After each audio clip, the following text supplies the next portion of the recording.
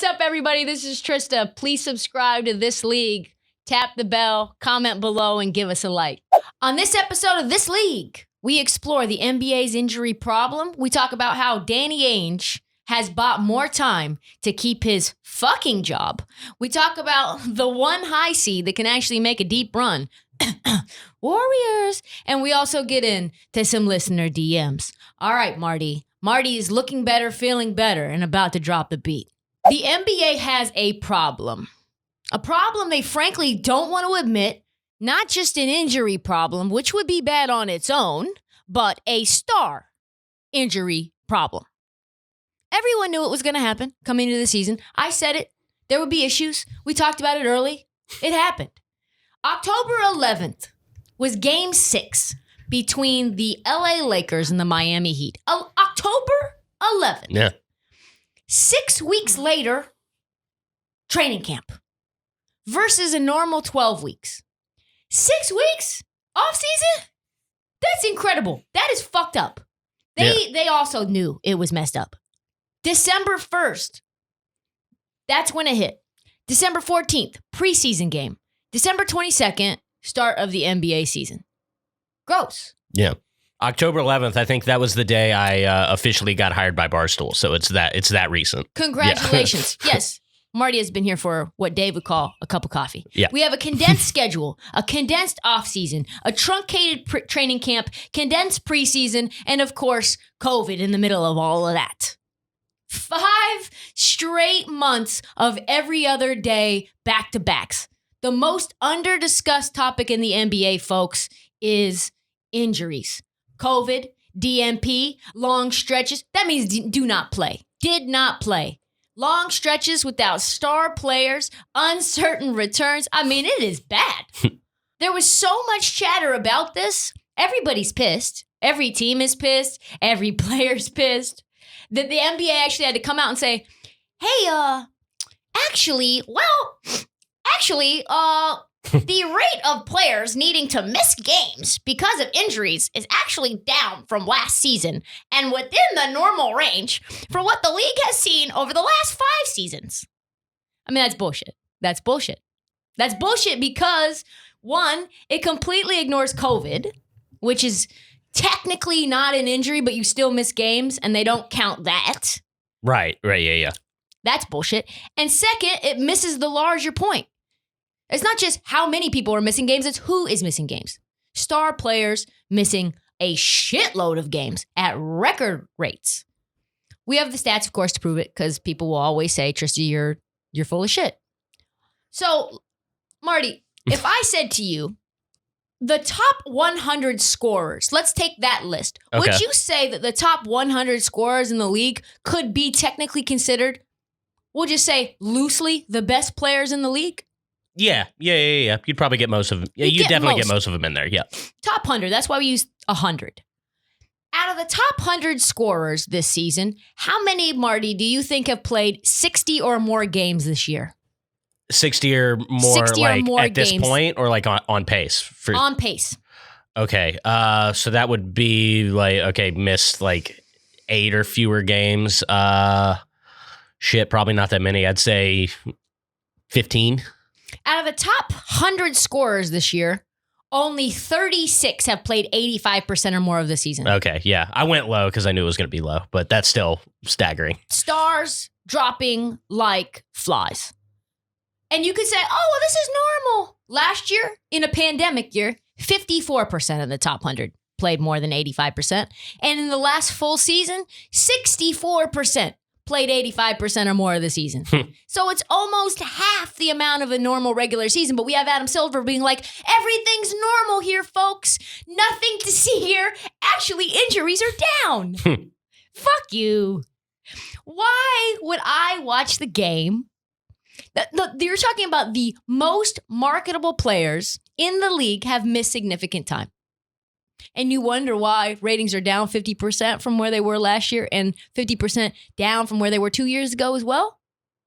I mean, why would I want to watch why would I want to watch basketball when my favorite player's not in it? Why? Why would I want to watch a bunch of plumbers go out there and shoot the rock? Yeah. It's not surprising the NBA is leaning into gambling. Yes. And I think that that's actually the one benefit of injuries and how fast the injuries or like late the injuries come in is that you can exploit that. Like I think I took, what was the game?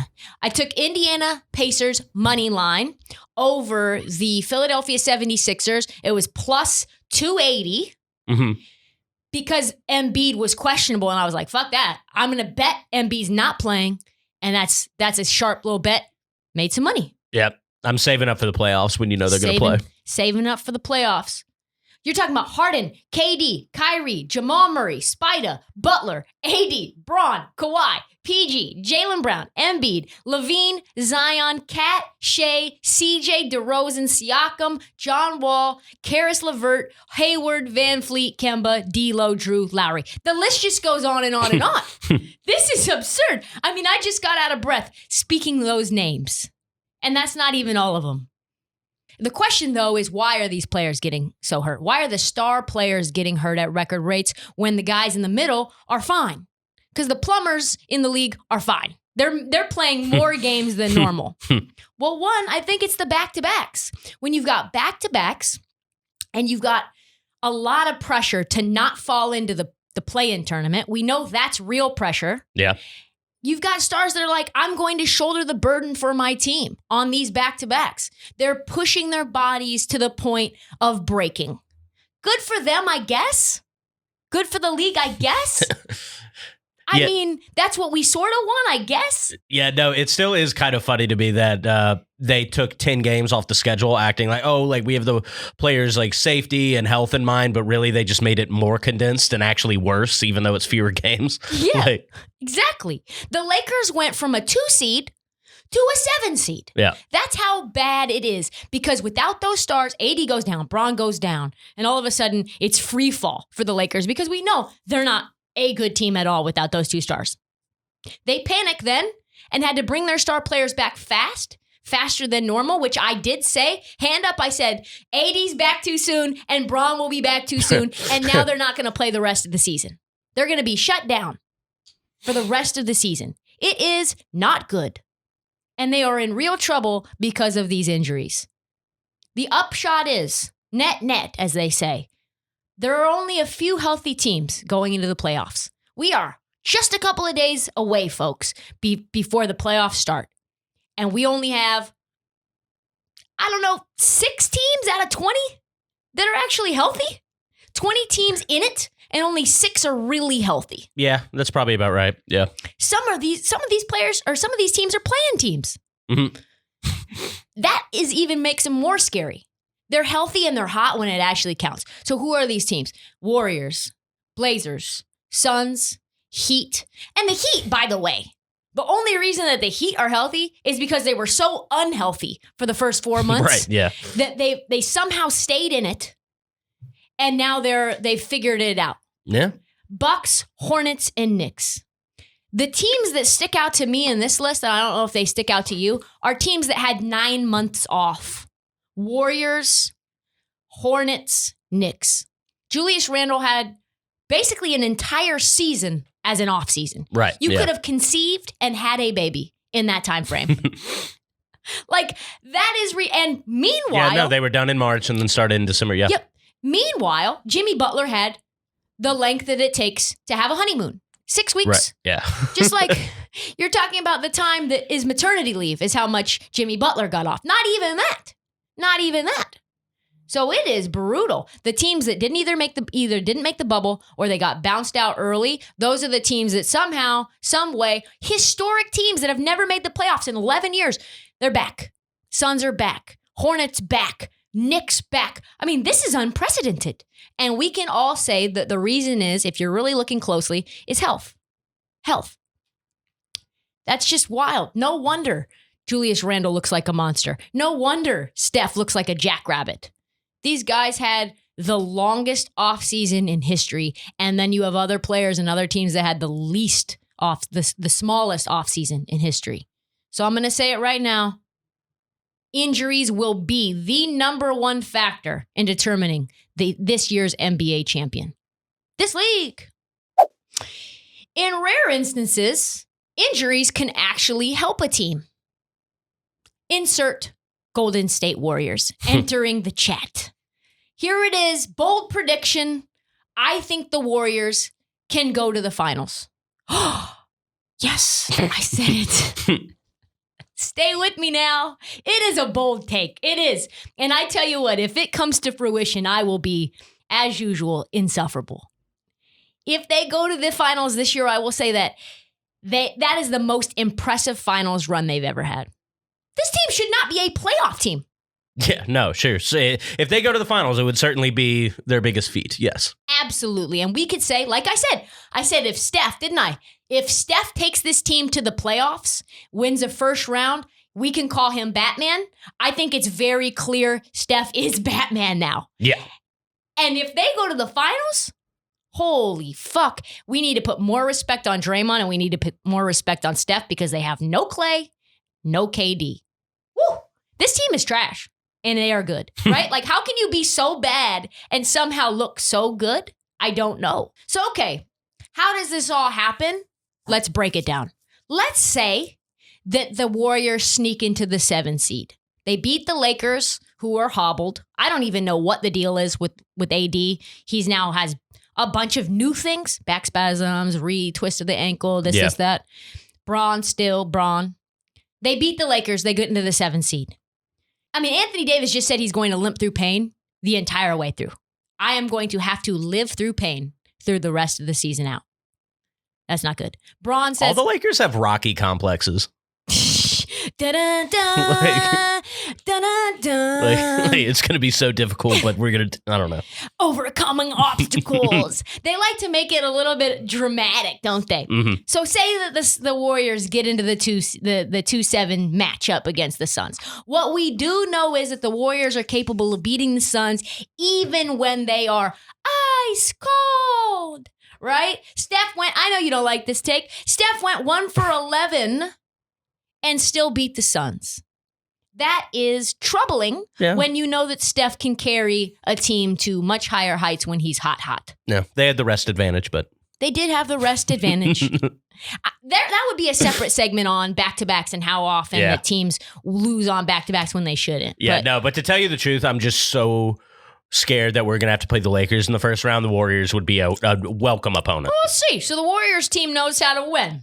Phoenix, as we know, does not know how to win. Why do I know they don't know how to win? Because they haven't made the playoffs in 11 years. Mm-hmm. So we know that they don't have championship DNA running through their body. And we know Chris Paul does know how to win, but not very far in the playoffs. Has not gone that far. So they do match up pretty well with Phoenix. I don't think it would be an easy situation, but it's possible. And I'm not even talking about the more likely scenario, which I think is an actual easier path, which is being an 8 seed and playing the Jazz. I think that's a much easier path. And I think that's the much more likely path. But we're going to go with the harder argument because I think I can still make it. Okay. So they place Phoenix. They win in 7. In the Valley. Suns. I mean, it's like, fine. You'll learn how to win. Right? Then they play probably the Clippers. Clippers have a hobbled PG who also has a Rocky complex. I'm going to be playing through pain for the rest of the way out. Kawhi does not look explosive. Multiple NBA serious channels are debating whether Kawhi will ever be fully healthy with his injury history. He does not look bouncy. He does not look explosive. He's been in and out of the lineup the entire year. Pat Beverly's coming off of a 5-week injury. That is trouble for the Clippers. Clippers, trouble. So then they play the Jazz, who I think is their easiest opponent in the Western Conference Finals. Jazz have had an easy bracket on that side. The easier bracket, we'll say. The same Jazz that have not had their backcourt pretty much all year together. You've got Conley with a hammy issue. Spider's with a bum ankle. Spider's not even going to play until the beginning of the playoffs. Right. By the way, what a bitch. I just found out that was a grade 1 sprain. Grade 1! Are you kidding me? You know how I feel about Donovan Mitchell. Oh my God, a grade 1. I found that out yesterday, and I was like, I have a grade 3, and I'm thugging it out. Jesus. Also, they just lost to the Blazers 2 nights ago. And like I said, Marty, what's colder than being cold? Utah Jazz! The whole team went ice cold. They scored less than 100 for the first time in who knows how long, because why? They just can't get it all together when the guys go cold. So, yep. Not great that Spider will have zero warm-up before have the lights turn on bright. If it sounds far-fetched to you, it does not sound far-fetched for me, because right now I'm going to say this. I am the Oracle of Delphi. I am calling this sitting on my rock at the top of some Grecian island, telling the world the Warriors will go to the finals, and it will be one of the most historic comebacks. This team should not be in the playoffs, like I said. For them to go that far, even to the Western Conference Finals, would be a feat. I also said this team is much better without Wiseman and without Oubre, and they really are. They really are. Also, Steve Kerr now forced to play small ball. Does not want to do. Forced to actually try to win, which he does not want to do. He has said multiple times, we don't care about this season. We won't chase wins. We're not going to chase wins. It appears you're chasing wins now. That was still such a wild thing to say. That was just such a crazy, crazy thing he said out loud. If you were to tell me he said that and you did not have proof, I would not believe you. Yeah, no, it was that wild. Yeah. If the Warriors beat the Suns or the Jazz in the first round, which is a huge if, you can just say it now. Book them for the finals. And when that happens, expect my victory lap. Put some respect on the Oracle's name. Oh, man. Excuses. And now Jaylen Brown is just another excuse in Danny Ainge's quiver, isn't he? Woo! It's time. It's time for another Celtics bashing segment.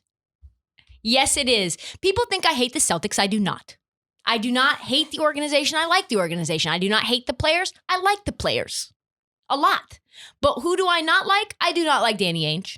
I do not think properly. I do not think he should be there. I do not think he's properly rated. I think he is massively overrated at doing his job. I think he is hurting this franchise. I now have more weapons to throw his way. And now the sad thing is that Jaylen Brown's injury, he has surgery on his shooting wrist. The world does not know if he's going to ever become fully healthy. They said they are optimistic.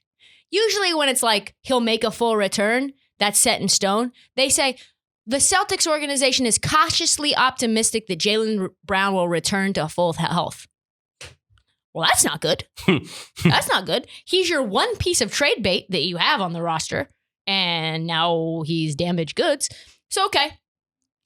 The Celtics now have cover because of Jaylen Brown's injury.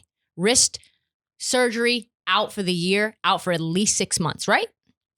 So we all know that the Celtics needed to be taking a hard look in the mirror, and now with Jaylen Brown down, they don't have to. They can just say, oh, well, we could have been a contender if it wasn't for Jaylen Brown going down. That's just a lie. The truth is, like you said, Marty, the roster's fucking weird. Yeah. It's weirdly constructed. It doesn't make any sense. You have multiple players at multiple positions that don't fit. Like, Jaylen Brown is a 2-3. Tatum is a 2-3. Marcus Smart is a 1. Kemba is a 1. You don't have any 4s and you don't have any 5s. I don't know what's happening. It's about to look a lot weirder, too. I'm excited to see how they play now. Yes. I mean, this sucks. I feel like shit for Jaylen Brown. He's one of my favorite players, but yeah, no, the fact is that it came down to where it was kind of constructed like, hey, y'all two go do your thing and everyone else just like mold around it. And the two of them just aren't quite good enough to survive under construction that way. Not many people are. And now it's literally going to be the Jason Tatum show. Well, and what's interesting is that they play the same position. Just There's about. sort of these combo 2-3s, 2-3-4. It's weird. One's like a 2-3, one's like a 3-4, but like they really play 3. Tatum's a little more versatile on the forward side, and I'd say Jaylen Brown's a little more versatile on the guard side. But yeah. 100%. Yeah. But Celtics fan, you can't say, all right, we're going to give Danny Ainge a pass, which is, I think, what's happening right now. Not only is he going to get a pass this year, he's now going to most likely get a pass for next year because Jaylen Brown might not even be healthy until midway through next season. Lord help us. Celtics fans, let's just talk about it. You know you should be better than this. You know that, don't you? You do. You know that. If the Heat, who were at 1.8 12 seed, can be a 4 seed, which they just were a couple of games ago, somewhere between 4 and 6, you should be better than this. You really should. Even with this wonky roster, should be a 4 seed. The excuse, of course, is that they've been hurt all year. I mean, Yeah. Everybody's been hurt all year. Yeah. You can't come at me being like, oh, well, we've had guys in and out of the lineup. Marcus Smart's been out. Jaylen Brown's been out. Tatum's been in and out with COVID. No, sir. That's happening, like I said, at record levels. So you have no cover for this. Yeah, that one doesn't work this year. That one does not work. Welcome to the party. Every star player has been down. So the question is, how do you do when your players are in and out of the lineup? Apparently, like 2 nights ago against the Cleveland Cavaliers, not very well. This is a mess. The Cleveland Cavaliers are actively tanking. They are trying to lose games on purpose. Brian Windhorst just came out and said the Cleveland Cavaliers do not want to win games. They want that number 1 spot, number 2 spot. Yeah. We'll get Dan Gilbert's kid with glasses at the podium again. Correct. But no, they were up on the Celtics by 15 2 nights ago. Are you serious? This is a mess. And nobody gets more unnecessary rope than Danny Ainge. No one. No one turns a blind eye to their GM's mistakes quite like the Celtics organization. It is gross. After this story that Shams recently shared, which I didn't know about for some reason, this is fireable. Let's break it down. Shams was on NBA radio this week, reminding people something I did not know. Danny Ainge turned down Dougie Buckets and Miles Turner for Gordon Hayward in this offseason. Are you serious? Wait, at what point in the offseason? Like 2 days before he left, they could have done a sign and trade. Okay, all right. Yikes. They got nothing in return for Gordon Hayward. Imagine your roster, but with Dougie Buckets and Miles Turner. Think things would be different? You're one of the worst perimeter defensive teams in the league. You get a lot better when you have the guy who leads the NBA in steals. You have a terrible interior defense. You've gone through over 5 centers this year. Tice, Robert Williams, Tristan Thompson, Cornette, Taco Fall. Yuck. You think you would be better with Miles Turner? Come on now. Also, TJ Warren said he was disgruntled at one point during the year. You couldn't have gotten TJ Warren for some interior defense? Like, what are we doing, folks? Why? Why aren't there riots in the streets in Boston? Why aren't people calling for Danny Ainge's job? Why does this continue? I don't understand. Folks, Boston fans, you should be more furious. Yell, get mad. Start a campaign. Get him the fuck out of here. But you will not, because Danny Ainge is one of the greatest snake oil salesmen in the league. Moving on. Let me just be very clear about something. I do not give a fuck if you do not like the WNBA. We are talking about it. You cannot stop me. Period. The dawn is coming. You can see the writing on the wall. There's investments in the women's game finally increasing. Big media networks like ESPN are putting millions of dollars, putting women's hoop in prime time. And you will see, just like a song you don't like, what you know about rolling down in the deep. That's how the WNBA is going to be for you. You're going to be like, I fucking can't stand that song. And you're going to be in the shower and be like, what you know about rolling down in the deep. You know, that's what's going to happen. The more you see the WNBA, the more you're going to like it. It's going to be shoved down your throat like a fucking TikTok song. You're going to be subjected on a night-to-night basis with game after game after game. Atlanta Dream versus the Dallas Wings, the Liberty against the Fever, over and over and over until it's like, what you know about? Yeah, it's going to be like that. Commercial after commercial, $2.5 million recently put in to basically brainwash sports fans for their own good. Only 4% of media coverage currently is spent on women's sports, and that is changing right now. So my message really is to give women's hoops a chance, because you're not going to really have any choice anyway. But give it a legitimate chance. Watch it. Marty, that's you too. Watch it for the crossovers. Watch it for Arike Agumbawale, who you will become intimately familiar with because she is a fucking nasty bucket. No, the Mercury have a big three. They do. Watch for Bill Laimbeer teaching his women's hoops team to be fucking bruisers. Watch Breanna Stewart be nasty, block, grab the ball, head down the lane, fucking hit a jump shot. She's like 6 feet over. Drake invested in it. DraftKings has invested in it. Kevin Durant and his agent just poured money into this, into the women's game. They said this. This is incredible. They said, we've never been as energized about something that we've invested in that's not ours as we are with this. TV coverage, advertising, and yes, even gambling. That's not charity. No. That's the belief that this thing is going to explode. We know that Kevin Durant is a savvy businessman. So get on the ground and start watching these things now before you look like an idiot because you're late to the party. Even Puma is investing, giving Breanna Stewart of the Storm her own signature shoe, Fire. And even Kobe Bryant spent the last 2 years of his life promoting women's basketball to everyone and anyone who would listen. So if you hate women's basketball, which there are a lot of people who do, never seen people so aggressively against something that they've never watched a game of. Never. It can get, it can get heated. It gets nothing gets more heated than the talk around women's basketball. So I am coming strong on this argument because I know people are going to come for my neck. If you hate women's basketball and your argument is that it's more boring than the men's game, you are saying that you know more than Kobe, who said he preferred watching women's basketball to men's basketball. He said that he could see a situation in 20 years where women could actually play with men. He is a guy who does not care about feelings. He does not care about anything else besides elevated competition. That is him, Mamba mentality. And he said that women and the women's game and the potential of that future was infinite. That's the guy that Michael Jordan said was maybe more mentally tough than him, the most competitive man in NBA history. And you say, no, Kobe, you are wrong. You are wrong. Women's hoops are trash. You believe you know more than Kobe Bryant and Drake and KD, and you do not. You do not.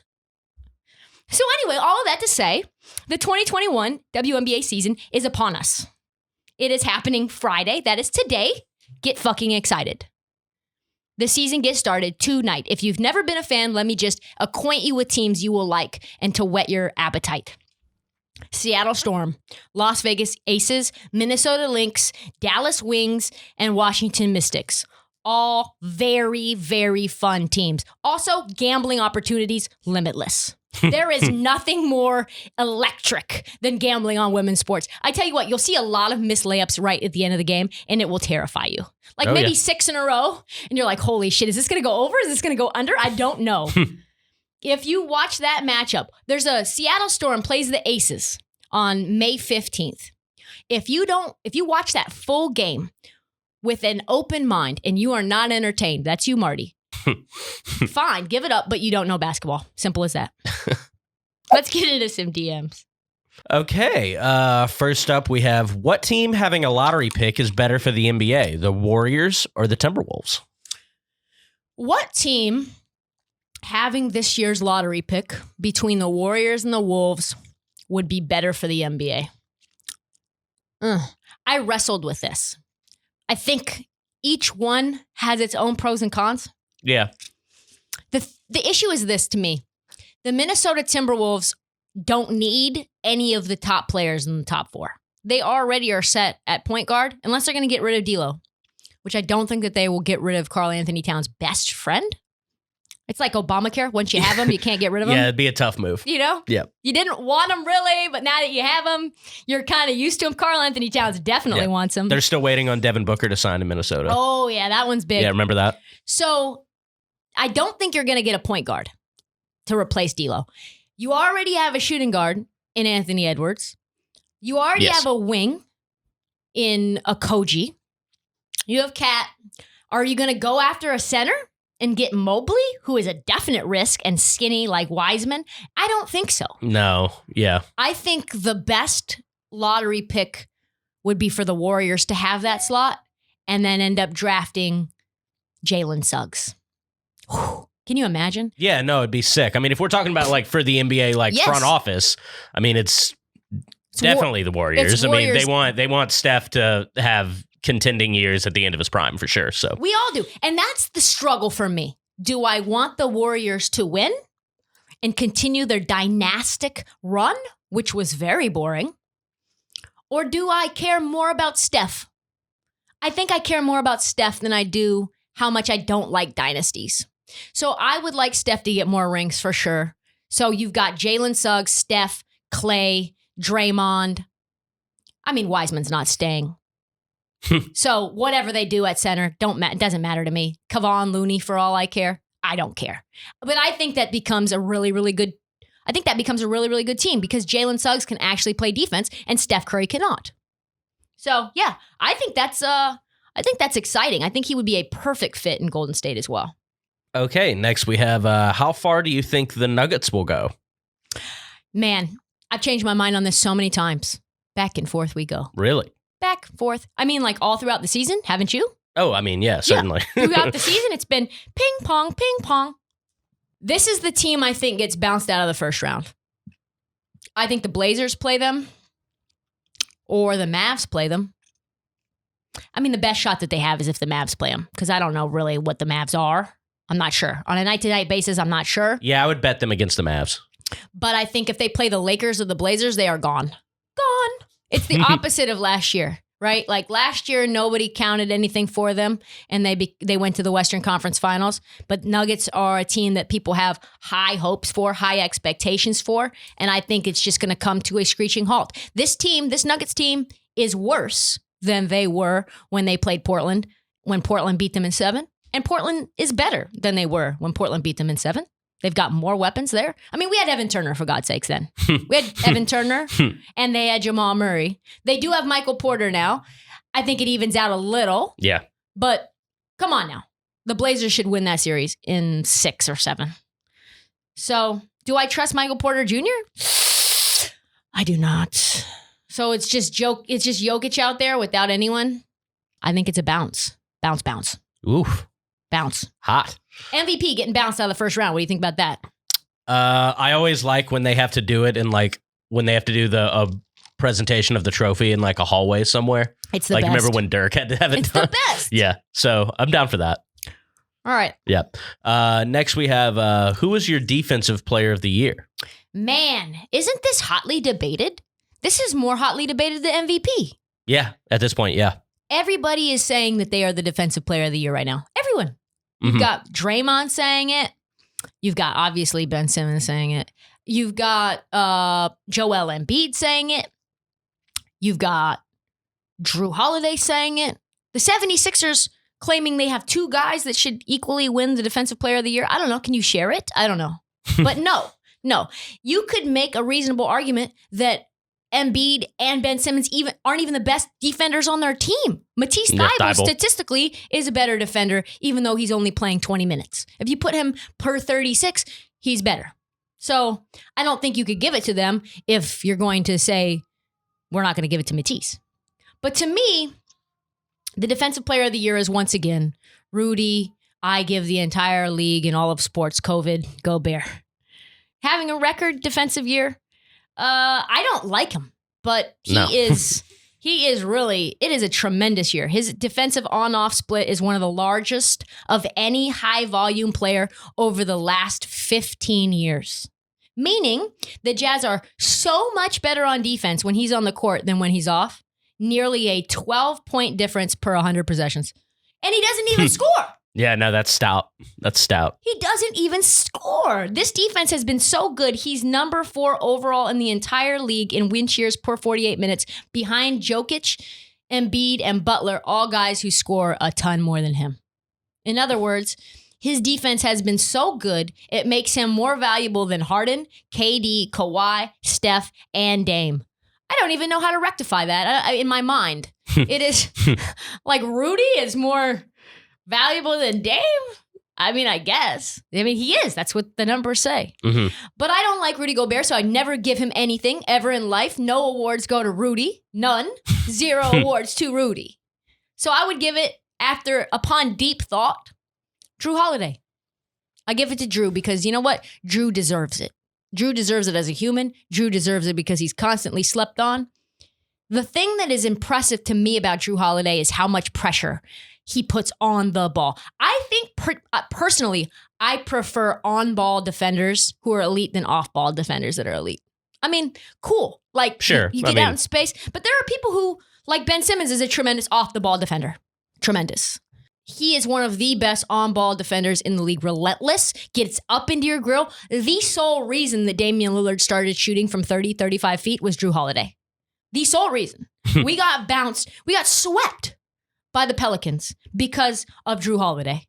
He was such a pest. He was attached to Damian Lillard. Damian Lillard could not get a shot off. I don't remember what his stats were, but they were atrocious. He was frustrated. He just recently, I think Trae Young shot 2 for 17 when Drew Holiday was guarding him the other night against the Hawks. Damn. Like, he's just relentless for 48 minutes. He's more of a pest than Patrick Beverley, and that's saying a lot. But he actually scores, which I think makes being a great defender even more impressive because you're putting so much effort, draining your body and your soul of energy on the offensive side and still being relentless on the defensive side. I think he's probably one of the most underrated perimeter defenders in the entire NBA. He's expected to carry the load. He has a very high usage rate. Expected to carry the load offensively and still putting clamps on your opponent's best player? DPOY. Because you can't give it to Rudy. You cannot give it to him. I hate Defensive Player in the Year. Really, You don't like I think it? it's my least favorite. It's not a sexy award. No, I mean I care about like all defensive team. Mm-hmm. I think that's more interesting. It's just trying to pick one player as best defender is just Especially across different positions. Yeah, it's tough. always felt kind of weird to me. Tough. Okay. Next we have are the Wizards an actual threat if they get past the play-in tournament? I think this question's all about Bradley Beal. Brad Beal is injured with a hamstring injury. By the way, what a tremendous back and forth we did not talk about between him and Kent Bazemore. He roasted Kent Bazemore. Did you see that tweet? Oh my God. I did, yeah. Yikes. If Bradley Beal is healthy and Joel Embiid is in any way hobbled, because we know for sure that the only thing that the Wizards can do is make the 8 seed, because I think they're at 10 right now. So 8 is their upside. If they play the Sixers and Embiid is in any way hobbled, which he's missing games right now for an injury, not for load management, I think that's trouble. I'm not saying they'll win a series, but that's trouble. If they beat the Sixers, I think anything's possible, which is saying a lot because this Wizards team at one point was legitimately, statistically, the worst in the NBA. All right. Do the Celtics still have a chance without Jaylen Brown? I mean, what? Who are these fans? Who are these Celtics fans? A chance for what? A chance for what? Getting into the playoffs? A chance for the play-in? What are you talking about? You did not have a chance with Jaylen Brown. What do you think you are without Jaylen Brown? You are nothing. You are a speck of dust in the universe. You were just down 15 points to the Cleveland Cavaliers with Anders and Varejao playing minutes, who literally came into the league when I was in high school. Are you kidding me? I am 35 years old. Anderson Varejao said he hadn't played 5-on-5 in years. This is a disaster. Do we have a chance? You have a chance of remaining in the NBA. That's the only chance you have. If relegation was, I mean, you were bad. The fact that Celtics fans even would field this question to me is fucking ridiculous. All right. We have next up, will Zion carry the Pels when he comes back? I mean, no. Zion will not carry the Pels ever. Let's just say it very, very clearly. Zion Williamson will never carry the Pelicans to anything of note. How do I know that? Because someone who is better than Zion, Anthony Davis, did absolutely nothing with this Pelicans organization. Unless they surround Zion with real pieces and an actual coach instead of Stan Van Gundy, this team will go nowhere. This team will do nothing. And I can promise you this, there's a more likely scenario that Zion will actually ask to leave than he will pull this franchise into any piece of existence. That is a hot take, but I swear there's just no possibility in my mind that happens. Nice. Okay. I think you agree.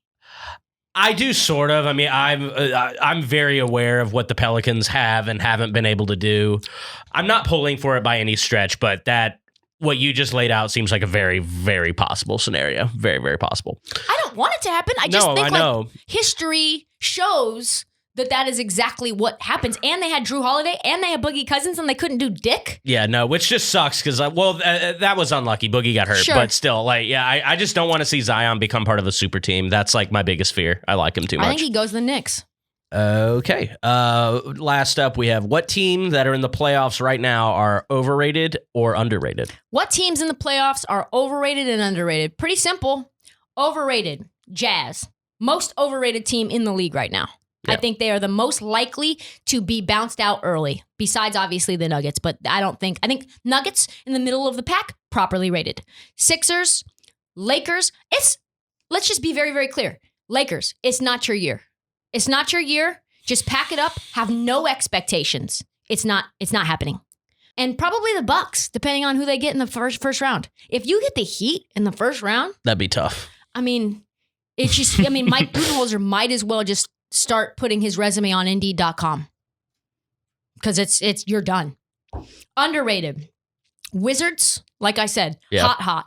Warriors, hot, playing great defense, and Steph, not the we believe 2.0. Draymond Green is top 3 defender in the league. Steph, top offense in the league at any given point in time. You might have realistically the best defense on both teams with Draymond Green and the best scorer on both teams with Steph at any given time against any given team. So I think they're very, very underrated. I think the Heat are underrated. We know that they can go to the finals when they have things clicking. Now that Tyler Hero is actually playing like he did last year and not like somebody that made a song, somebody made a song about, who just like, I don't even know what he was doing. But now that he's back, I think this team can go far. And then the Knicks. The Knicks are tough. Knicks are gritty. I think that's it. I think properly rated are all the guys in the pack, right? In the middle of the pack. Nuggets, Blazers. Blazers are going to get bounced. I mean, early. Like, I just don't trust us. It's looking that way. Here's the thing, though. I'm going to just keep shit-talking the Blazers. I shit-talked them against the Memphis Grizzlies. They've gone 9-1 since then. 9-1, and like 6 of those teams were playoff teams. So fuck the Blazers. They're never going to do anything. Fingers crossed.